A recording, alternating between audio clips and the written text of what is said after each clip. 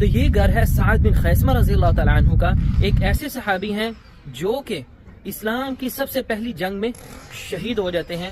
جو بدر کے اندر 14 شہداء تھے ان میں سے ایک سعد بن خیثمہ رضی اللہ تعالیٰ عنہ ہیں.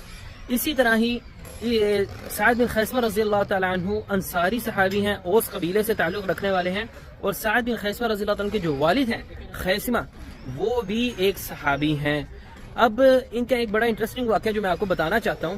سعد بن خیثمہ اور خیثمہ یعنی ان کے جو والد تھے, بدر کا جب نبی صلی اللہ علیہ وسلم نے اعلان کیا تو یہ دونوں تیار ہو چکے اور آپ صلی اللہ علیہ وسلم کو اس چیز کی درخواست کی, لیکن آپ صلی اللہ علیہ وسلم نے ایک کو جانے کی اجازت دی اور انہوں نے قرعہ پھر کیا, یعنی قرعہ اندازی کی کہ کون جائے گا. تو قرعہ نکلا سعد کے نام کا.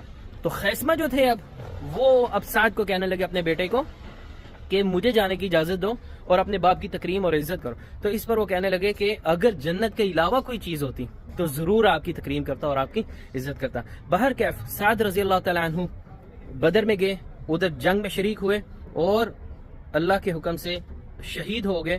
اور پھر جب سعد رضی اللہ تعالیٰ عنہ واپس نہیں لوٹے اور خیثمہ رضی اللہ تعالیٰ عنہ ایک دن خواب میں دیکھتے ہیں کہ میں نبی صلی اللہ علیہ وسلم کے پاس آئے اور کہا کہ یا رسول اللہ, میں دیکھتا ہوں سعد جو ہے وہ جنت کے پھل کھا رہا ہے اور مجھے اپنی طرف بلا رہا ہے کہ میں نے اپنے اللہ کا وعدہ پورا پایا اور آپ بھی آئیے.